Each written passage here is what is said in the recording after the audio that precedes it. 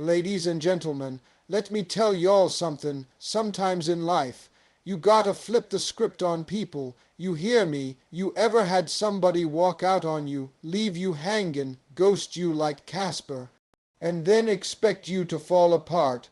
When someone decides to walk out of your life, the natural instinct is often to chase after them, to demand answers, to ask why. But here's the truth. If someone can leave you easily, they were never meant to stay. It might hurt, it might break your heart wide open, but chasing after someone who has already decided you're not worth staying for only drags you lower. It drains your energy, it clouds your self-worth, and it puts you in a position where you start to beg for love that should have been freely given. You don't have to convince anyone of your value. Either they see it or they don't, and if they don't, let them go. The pain of being left can trick you into thinking that holding on is a form of strength. But the real strength that lies in letting go with grace. It's in standing tall with tears in your eyes and saying, if you can leave me, then you were never meant to walk this journey with me.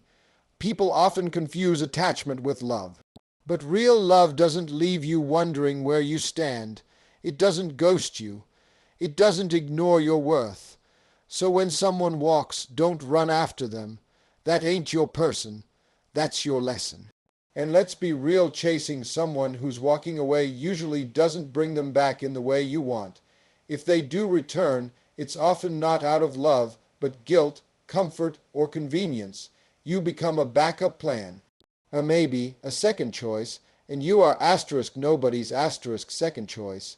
You deserve someone who chooses you every day without hesitation, someone who sees your light and doesn't blink, someone who shows up.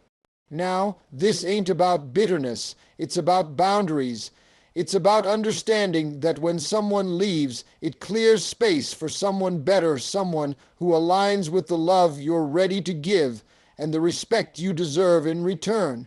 But that new chapter can't start if you're still stuck rereading the last one. Chasing someone who walked away only delays your healing, your growth, your peace. It's hard, yes, but it's necessary. Because every time you don't chase, you send a message to the universe and to yourself that you know your worth, that you're not desperate for attention, affection, or validation, that you're solid on your own. And ironically, that's often when they start to look back. That's when they realize what they lost. But by then, if you've done the work, if you've healed and grown, you won't want them back. You'll realize the door they walked out of doesn't open the same way it used to. So don't chase, don't beg, don't lower your standards for someone who couldn't see your value the first time. Let them walk and let them watch you rise. When someone who once meant everything to you is suddenly gone, the urge to keep their memory alive can be overwhelming. You find yourself scrolling through old pictures, replaying conversations, checking their online status, or even asking mutual friends about them. But all of that, it keeps you stuck. It holds you hostage to a version of the past that no longer exists. The most powerful thing you can do for yourself is to act like they never existed, not out of spite, but out of self-respect, self-preservation, and healing. When you act like they never existed, you're not pretending you never cared. You're simply choosing not to let their absence define your present. You're reclaiming your mental space, your emotional energy, and your peace. Because keeping someone in your mind, in your heart, and in your daily thoughts when they made a choice to leave is a form of emotional self-sabotage. It allows a ghost to keep haunting you long after the door has closed. It keeps the wound open, bleeding, and raw when it could be healing. Acting like they never existed doesn't mean you erase the lessons. It means you stop giving the pain a seat at your table. You stop talking about them like they're still relevant. You stop checking for updates on their life while yours is passing you by.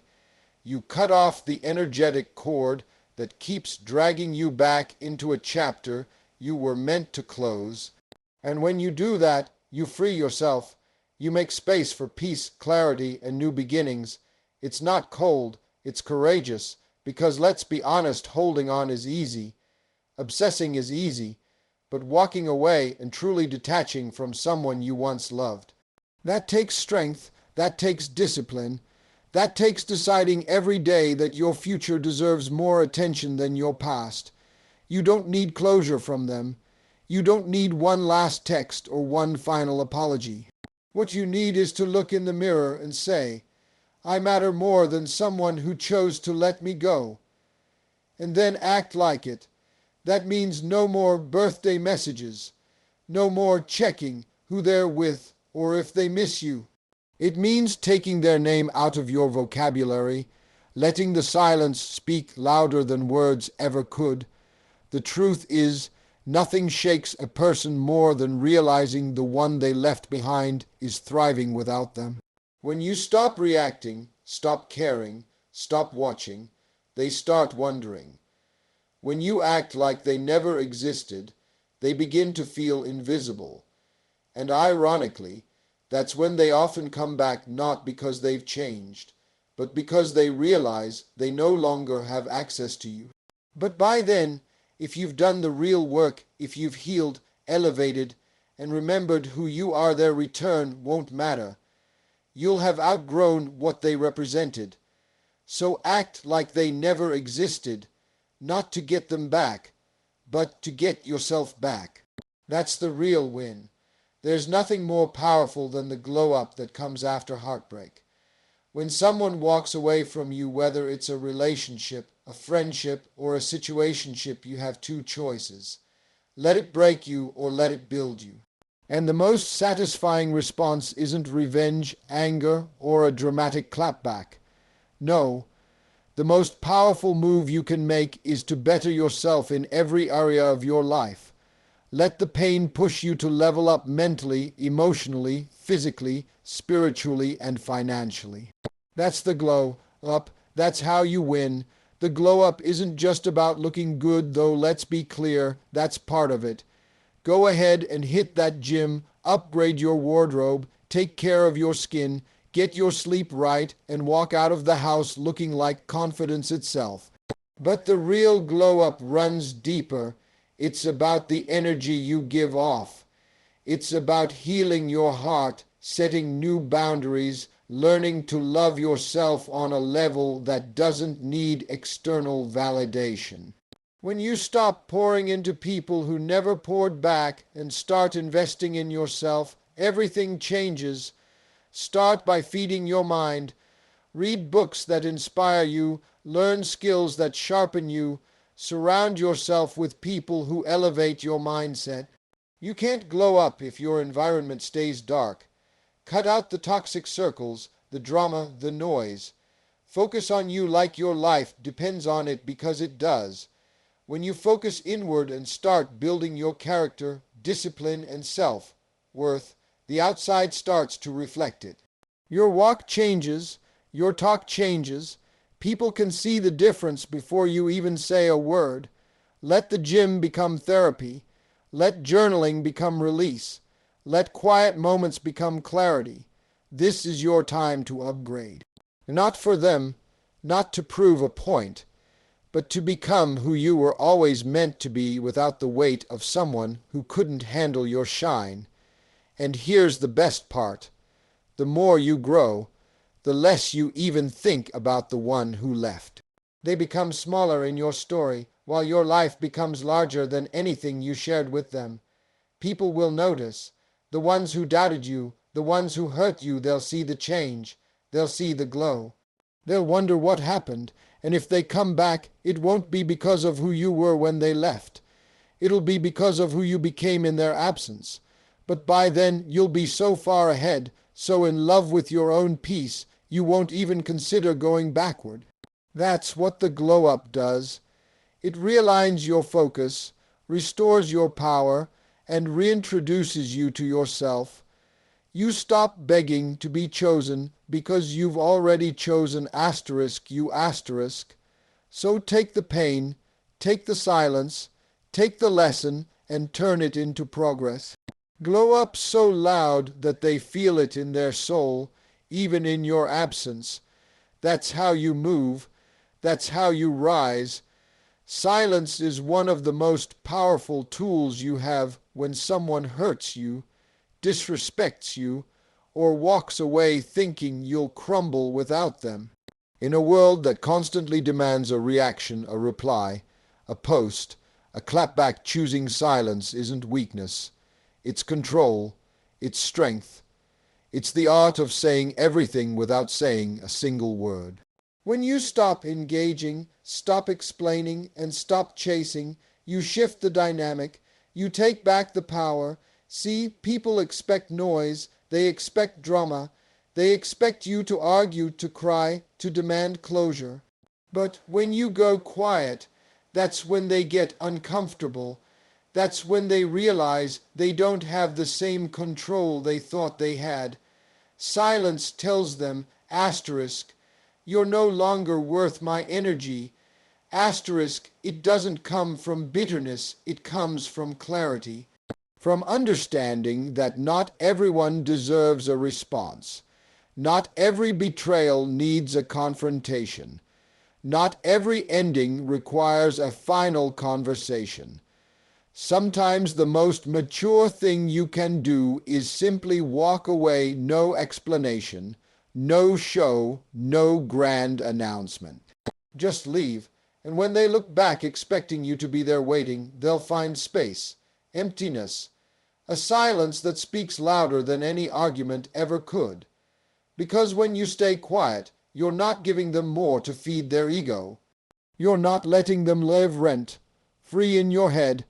You're not allowing them to keep you stuck in an emotional loop.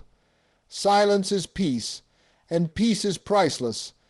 It also gives you time to think, to heal, and to process without being pulled back into chaos. It protects your dignity. It keeps you from saying things you might regret. And more importantly, it shifts your focus from them to yourself. Instead of wasting energy trying to make them see your worth, you use that energy to asterisk, remember it for yourself. Asterisk, you use it to rebuild, to grow, to elevate, and here's the thing, silence isn't the absence of a response. It asterisk is asterisk the response. It says, you no longer have access to me. It says, I choose my peace over this pain. It says, I've moved on even if you never gave me the closure I thought I needed. And ironically, it's the silence that usually gets the loudest reaction. That's when the calls come, the texts, the sudden, I've been thinking about you messages, because your silence forced them to sit with their own noise. Let them wonder, let them feel the void they created. You're not obligated to fill it. You don't owe them your words, your attention, or your pain. You owe yourself healing, growth, stillness. That's what silence gives you. So the next time someone expects you to fall apart, argue back, or fight to be heard, don't. Just be silent. Let your absence speak. Let your glow-up speak. Let your peace speak. Because silence, when used wisely, is the most powerful thing you can say. It's a strange truth in life. People often don't realize what they had until it's gone. And when you stop chasing them, stop texting, stop waiting by the phone, that's usually when they come back. Not because they've suddenly become a better person or had some deep epiphany, but because your absence created a silence they can't ignore. When someone becomes used to your presence, your love, your support, your energy, they begin to take it for granted. It becomes normal to them, expected, but the moment you remove it, the moment you go silent and start living your life like they were never there, it hits them hard. There's something incredibly powerful about detachment. When you stop giving someone your emotional availability, your loyalty, and your attention, it disrupts the comfort they had with being inconsistent.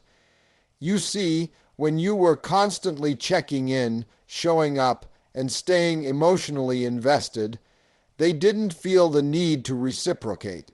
They had you and they knew it.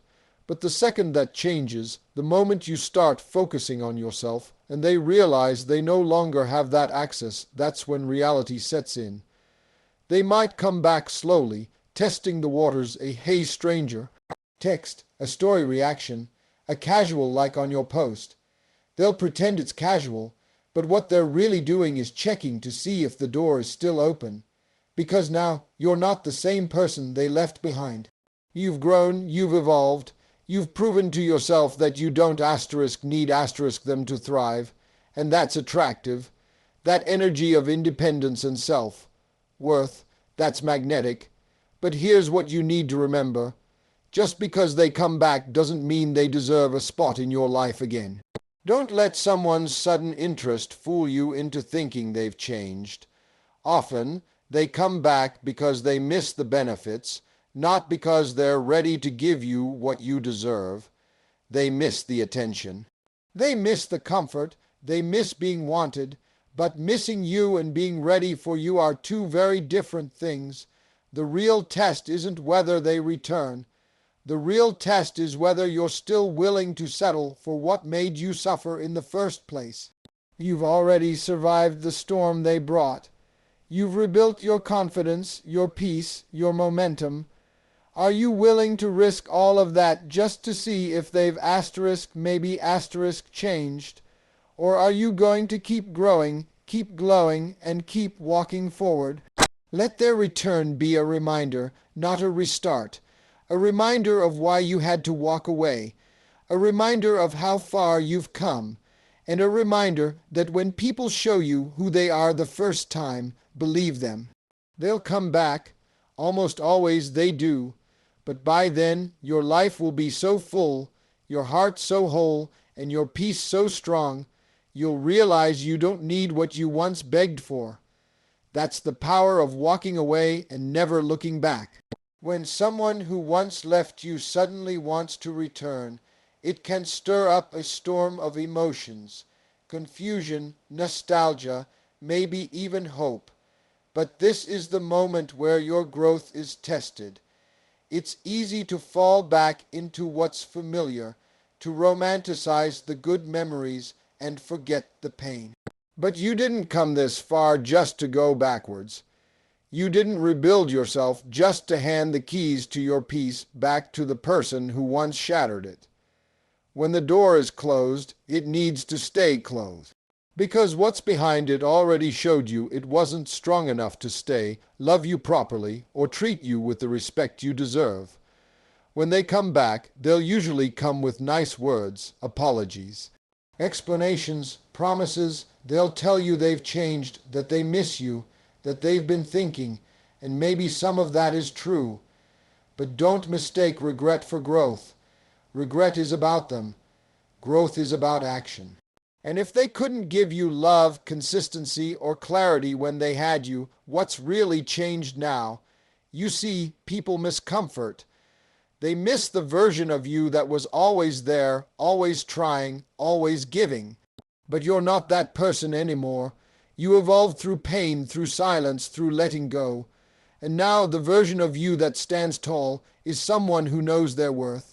Letting someone back in who once made you feel like an option sends a message to them and to yourself that you're willing to tolerate what you worked so hard to overcome. It reopens old wounds. It invites back the same patterns that once drained you. And no matter how sweet the apology sounds, you must ask yourself, does this person align with the life I'm building now, or are they just familiar? Familiarity is not a reason to allow someone back into your life. Love without growth is a cycle. It may feel good for a while, but it always leads back to the same disappointment. You owe it to yourself to break that cycle, to choose your future over your feelings, to choose healing over history. Remember how far you've come, the nights you cried, the strength it took to stop reaching out, the discipline it took to put yourself first. All of that wasn't for nothing. That was your foundation. That was your comeback. So when someone from your past knocks on your door, don't forget who you were before they left and who you became after. You're not bitter, you're better. You're not heartless, you're healed, and that healing came at a price, so protect it. Guard your peace like it's gold, because it is, and anyone who truly values you now will understand that the old door is closed. Locked, sealed, because what's ahead of you is too valuable to be disrupted by what's behind you. Some chapters are closed not because you stopped caring, but because you finally started caring about yourself more. Let them knock, let them beg, but don't answer. You've moved on, and that's the ultimate power.